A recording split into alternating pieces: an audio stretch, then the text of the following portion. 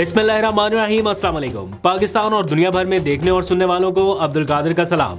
सवाबी जलसा खत्म हो गया अब से कुछ लम्हात पहले, लेकिन इसका असर बहुत टाइम तक बाकी रहने वाला है। ये इमरान खान की 26 नवंबर के बाद दी गई पहली कॉल थी, जब बहुत सारे लोगों को ये लग रहा है कि मोराल डाउन हो गया पीटीआई के लोगों का और क्रैकडाउन एक बार फिर से होगा तो लोग नहीं निकलेंगे। लेकिन आज जो मनाजर सामने आए हैं और जो हैरान कुन विजुअल्स हमने अभी तक देखे हैं, ये रिकॉर्ड ब्रेकिंग पावर शो था एक ऐसे मुकाम पर जहां बैक टू बैक कई बार जलसे हो चुके हैं। और ये सिर्फ सवाबी में नहीं, पूरे पाकिस्तान में कश्मीर से लेके कराची तक जो विजुअल्स हमने देखे, और कराची ने तो क्या कमाल कर दिया। मतलब अगर सवाबी के बाद किसी जगह का नाम लिया जा सकता है आज के दिन, तो वो हॉटस्पॉट था कराची। हलीम आदिल शेख ने, उनकी टीम ने और बाकी जो पीटीआई के लोग थे, क्या कमाल कर दिया। वहाँ के मनाजर भी शानदार थे। तो इमरान खान अपने मकसद में बज़ाहिर कामयाब हुए हैं। ये सिर्फ एक जलसा या एक कॉल नहीं थी, बल्कि एक पैगाम था। आवाम के जज्बात को फैसला साजों तक पहुँचाने की एक मनसूबाबंदी थी और इमरान खान उसमें कामयाब हुए हैं। और आज के इस शोडाउन से कारकुनान का मोराल ज़मीन से आसमान तक यकीनन पहुंच गया। पहले भी ज़मीन पे नहीं था, लेकिन यहाँ से यहाँ तक तो ज़रूर पहुंच गया। और ये मनाजर सिर्फ सवाबी जलसागाह में नहीं है, मतलब जलसागाह के बाहर मुख्तलिफ शहरों में, मुख्तलिफ चौराहों में, इवन के गाँव देहातों में, छोटी छोटी तंग गलियों में भी हमने देखा कि लोग बाहर निकले हैं। मतलब जहां पर बदतरीन क्रैकडाउन था पंजाब, अब वहां से भी लोगों ने निकल के अपना एक एहतजाज रिकॉर्ड कराया है। और ये एहतजाज अब बड़े शहरों से या बड़े जलसागाहों से होता हुआ गलियों में, चौक चौराहों तक भी पहुंचा है। और बाय द वे, अभी तो ओवरसीज़ पाकिस्तानियों का शोडाउन बाकी है। मैं अभी देख रहा था कि बसें भर भर के जा रही हैं जनाब। ओवरसीज़ पाकिस्तानी वो 10 डाउनिंग स्ट्रीट पर पहुंच रहे हैं। और वहाँ पर जो लास्ट टाइम एहतजाज हुआ था, वो वहाँ के लोग बता रहे थे कि मैं देख रहा था कि जिनका टिल्ट पीटीआई की तरफ नहीं है, ऐसे जर्नलिस्ट जो प्रो पीटीआई नहीं है, वो भी बता रहे थे कि ये मैसिव शोडाउन था। और आज एक बार फिर ये सारा कुछ रिपीट होने वाला है। और सिर्फ लंदन में नहीं, और भी मुख्तलिफ ममालिक में ये सारा कुछ होगा उनके अपने अपने टाइमिंग्स के मुताबिक। तो आज का पावर शो बता रहा है कि अवाम ने धांधली को तस्लीम नहीं किया और जब भी ज़रूरत पड़ रही है वो रजिस्टर्ड करा रहे हैं कि हमारे साथ हुआ क्या, हमारे वोटों के साथ हुआ क्या। आज पूरा दिन सोशल मीडिया टाइमलाइन पर मैंने देखा लोग 8 फरवरी की मेमोरीज़ को रीशेयर कर रहे हैं। वो अपने उन अंगूठों को, उनकी तस्वीर शेयर कर रहे हैं जहाँ पर स्याही का निशान लगा हुआ था कि हमने वोट डाला, लेकिन वो कहाँ गया, सवाल आज भी वहीं पर है। और ये पूरी गेम जहाँ से शुरू हुई थी, बाज़ाहिर लग रहा है कि वहीं पर खड़ी है कि मैंडेट कहाँ पे गया, किसको मिला था, गया कहाँ पर। आज जो लोग जलसागाह आए, किसी को बैरिस्टर गौहर या अली अमीन गंडापुर की तकरीर से मतलब नहीं है कि ठीक है वो आए हैं तो अब उनकी तकरीर सुननी है, लेकिन सब आते इसलिए हैं कि इमरान खान की कॉल है, इमरान खान ने बुलाया, इसलिए पहुंच रहे हैं।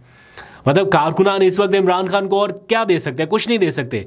और जो वो दे सकते हैं, जो वो कर सकते हैं, बस इतना ही कि जब भी अडयाला जेल से कॉल आए वो अनसुनी ना जाए, अनआंसर्ड कॉल ना जाए। इसलिए पाकिस्तान ने आज रिस्पॉन्ड किया। और इस जलसे के मनाजर देखकर, जो फ़िज़ाई मनाजर हैं, जो ग्राउंड पर थे, जो ग्राउंड से बाहर थे, इन सब मनाजर को देख के, उन जज्बात को देख के, उन एहसासात को देख के भी अगर कोई इन लोगों के जज्बात को नज़रअंदाज करे, सुना अनसुना करे, तो उसकी अपनी मर्ज़ी है। वरना जैसे बैरिस्टर गौहर ने अपने ख़िताब में कहा ना कि अब रास्ता निकालना होगा।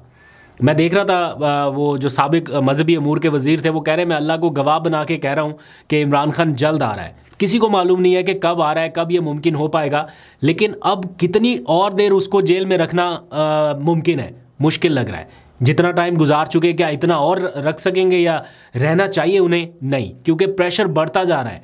ये नहीं हो सकता कि आप बस लोगों को जो कहते रहे वो वही होता रहे, बस सिर्फ क्रैकडाउन से लोगों को रोक लें, एफआईआर से लोगों को रोक लें। ये किस हद तक ये चल सकता है? एक ख़ास टाइम के बाद अब लोगों का वो जो खौफ था, वो जो एक सीन था ना, जो इंतखाबात से पहले लोग निकल नहीं रहे थे, एक मोमेंट वो था कि लोग डर के मारे निकल नहीं रहे थे, लेकिन फिर एक मोमेंट ऐसा भी आया कि लोगों ने हर चीज़ को छोड़ दिया और लोग निकले। और आज के जलसे में भी आवाम का मूड बता रहा है, और बल्कि जुनेद अकबर ने भी बताया और उन्होंने कहा कि इमरान खान की एक और कॉल आने वाली है। ये जो कुछ भी हो रहा है, ये बाय डिफ़ॉल्ट ऐसे ही नहीं हो रहा कि इमरान खान ने जेल से बैठ के कॉल दे दी कि ठीक है जनाब। ये सारा कुछ एक ऐसा लग रहा है कि पूरी मनसूबाबंदी के तहत हो रहा है कि किस तरह से अपने लोगों को मोटिवेट करना है, किस तरह से चीज़ों को आगे लेके बढ़ना है और अपनी बार्गेनिंग पावर जो है उसको स्ट्रॉन्ग रखना है, इन लोगों के हकूक़ की बात करते रहना है। आज जलसे में जो करारदाद पेश की गई है वो लगभग वही है जो कि आने वाले दिनों में जिसको पिक्चराइज किया जा रहा है संजीदा हलकों की जानिब से, जो पॉलिटिशियंस हैं इनकी जानिब से, कि इस तरफ हमने जाना है, और वो है नए इंतखाबात का मुतालबा। ये जो पिछले दिनों ग्रैंड अलायंस बना अपोजिशन इत्तेहाद का, उसमें भी जो असल चीज़ है वो यही है कि नए इंतखाबात, इस इलेक्शन कमीशन को रुखसत करें, नए इंतखाबात कराएं, अवाम का मैंडेट माने। ये तीन चीज़ें हैं कि अवाम का मैंडेट अवाम को वापस कर दिया जाए, ये सिंपल सी चीज़ है। और मेरा ख्याल है कि तमाम स्टेक होल्डर्स तक जहाँ तक ये पैगाम जाना चाहिए वहाँ तक जा चुका है। आज इमरान खान ने एक और ख़त भी लिख दिया है, उस ख़त का भी बड़ा चर्चा है। ऑल्दो के पहले ख़त के ऊपर अभी डिबेट ख़त्म नहीं हुई, अभी उन्होंने एक दूसरा ख़त लिख दिया और ये भी ओपन लेटर है। और ये थोड़ा सरप्राइज़ एलिमेंट था क्योंकि एक ख़त लिखने के बाद और उसका जिस तरह से रद्द-ए-अमल आया, जवाब नहीं आया, तो लग रहा था कि शायद अब दूसरा ख़त लिखने की ज़रूरत नहीं पड़ेगी, लेकिन फिर दूसरा ख़त भी लिख दिया गया। तो ये सारी चीज़ें पैरेलल चल रही हैं, लेकिन ओवरऑल जो आवाम का मूड है, जो टेम्परामेंट है, वो आज के इस जलसे से बखूबी नज़र आ रहा है। और जो वहाँ पे लोग हैं जो तकारीर कर रहे हैं, वो बार बार एक ही चीज़ बता रहे हैं कि इन लोगों को सुन लें, इन लोगों को देख लें, इन लोगों की राय जान लें कि ये क्या कह रहे हैं। मतलब जिस नहज तक ये मामला आ चुका है, अब इससे आगे और क्या हो सकता है। या तो इमरान खान कॉल दे और कोई निकले ना, आपको क्रैकडाउन ना करना पड़े, आपको घरों पे छापे ना मारने पड़े, एक हफ़्ता पहले ये सारा सिलसिला शुरू हो जाता है। अगर तो ये सब ना करना पड़े और बाय डिफ़ॉल्ट मकबूलियत कम हो रही है, लोग नहीं निकल रहे, फिर तो चीज़ समझ में आती है। लेकिन जब ये सारे मनाजर आपके सामने आ रहे हैं, पूरा माहौल, पूरा मोमेंटम आपके सामने है, तो इससे नज़रें चुराना अब मुमकिन नहीं रहा। कितनी और देर तक, जबकि इंटरनेशनल प्रेशर भी आ रहा है। तो जब ये कॉल आती है ना, उसके नतीजे में जब क्रैकडाउन होता है, तो वो विजुअल जो उस टाइम रिकॉर्ड होते हैं पकड़न पकड़ाई के, छापों के, और जो कुछ भी हो रहा होता है, वो किसकी फेवर में जाता है और किसके अगेंस्ट जाता है, ये बहुत अच्छे से समझा जा सकता है। तो इसलिए इमरान खान को बिल्कुल वो जैसे कहते हैं ना कि उनका हाथ अवाम की नब्ज़ के ऊपर है कि अवाम इस टाइम क्या सोच रही है, बिल्कुल उसकी लहर के साथ साथ चल रहे हैं। और जो उन्होंने अपने खिलाड़ियों की कुछ तब्दीली की है खैबर पख्तूनख्वा में, उसके असरात आज आपने महसूस किए। आज आपको पता चला जुनैद अकबर की मकबूलियत और जिस तरह से उन्होंने बातें की हैं। बेशक वो बहुत अच्छे मुकर्रर ना हो, तकरीर बहुत अच्छी ना करते हों, लेकिन आवाम के साथ जो उनका कनेक्शन है वो सबको बड़ा क्लियर नज़र आया। आज के जलसे में पीटीआई ने थोड़ा इत्तेहाद का भी मैसेज देने की कोशिश की है। शेर अफजल मरवत भी स्टेज पे आए, ऑल्दो के कुछ लोगों को बुरा लगा कि इनको तो शोकाज नोटिस हुआ है, इमरान खान ने इनको पार्टी से निकालने का कहा, और ये स्टेज पे क्या कर रहे हैं। बहरहाल पार्टी की लीडरशिप इस टाइम इत्तेहाद का एक मैसेज देना चाह रही है, तो शायद उसके लिए ये विजुअल ज़रूरी हो। बट ओवरऑल आज का जो एक रिकॉर्ड ब्रेकिंग शो था, ये बड़ा ज़बरदस्त गया।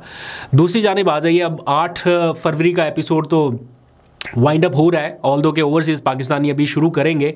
पाकिस्तान की मैं बात कर रहा हूँ, पाकिस्तान से 8 फरवरी का चैप्टर आज इस जलसे के साथ फ़िलहाल के लिए जलसा ख़त्म हुआ। अब नज़रें होंगी 10 फरवरी के पूरे शो डाउन के ऊपर। अब 10 फरवरी क्या है, 10 फरवरी को सुप्रीम कोर्ट में जुडिशल कमीशन का इजलास है। वही सारा जजेस का मामला, जजेस तैनाती, इधर से हाई कोर्ट के जजेस ख़त लिख रहे हैं, उधर से सुप्रीम कोर्ट के जजेस ख़त लिख रहे हैं कि जनाब जुडिशल कमीशन का इजलास मौखर किया जाए, मौखर कर दिया जाए। अभी तक ऐसी कोई इत्तला नहीं है कि सुप्रीम कोर्ट में इजाफी जजेस की तैनाती के लिए होने वाला जुडिशल कमीशन का इजलास मौखर हो रहा है। लेकिन अगर आपके अपने फेलो जजेस आपको ख़त लिख लिख के बता रहे हैं, कोई एक नहीं है, दो नहीं है, 5 जजेस हाई कोर्ट के हैं, 4 जजेस सुप्रीम कोर्ट के हैं, तो इनको सुनने में क्या हर्ज है।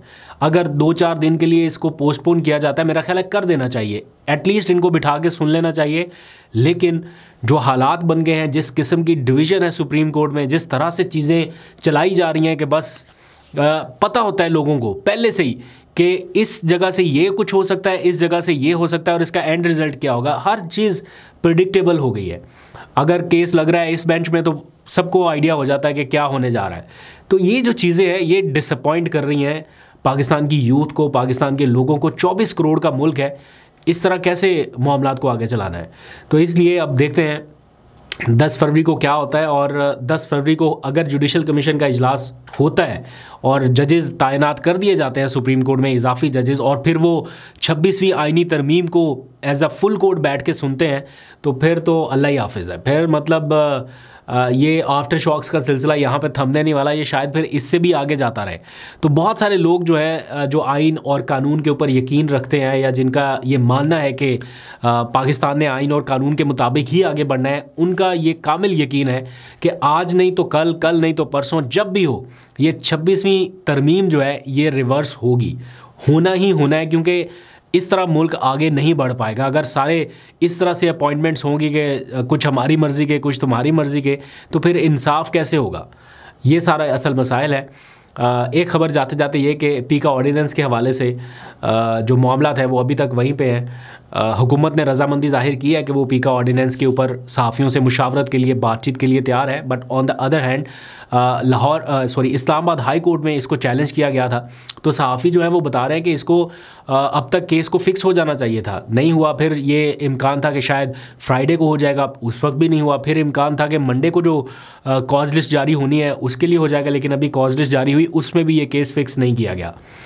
तो क्या इस केस को भी नो स्कोप लिस्ट में डालना है और जैसे बन गया बस ऐसे चलते रहना है? तो ये बहुत सारी चीज़ें हैं जो इस टाइम लोगों को खटक रही हैं। ओवरऑल हम सब होपफुल हैं अच्छे के लिए। जहाँ पे भी जाते हैं लोग पूछते हैं कि इमरान खान कब बाहर आएंगे, कितना टाइम और लगेगा। तो इमरान खान का फौरी तौर पे किसी बातचीत के नतीजे में, किसी डील के नतीजे में बाहर आ जाना उससे बेहतर है कि वो थोड़ा टाइम और लेके अपने उसूलों पर कंप्रोमाइज़ ना करते हुए बाहर आए। वो इस मुल्क के लिए, वो इस जमहूरियत के लिए, वो इस पार्टी के लिए, इस सियासत के लिए ज़्यादा बेहतर है।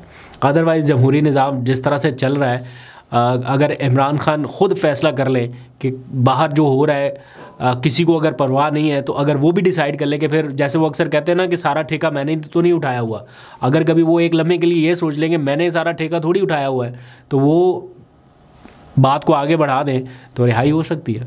कोई इतना मुश्किल काम नहीं है। एनीहाउ, अभी तक के लिए अपना बहुत सा ख्याल रखिए। अल्लाह हाफ़िज़।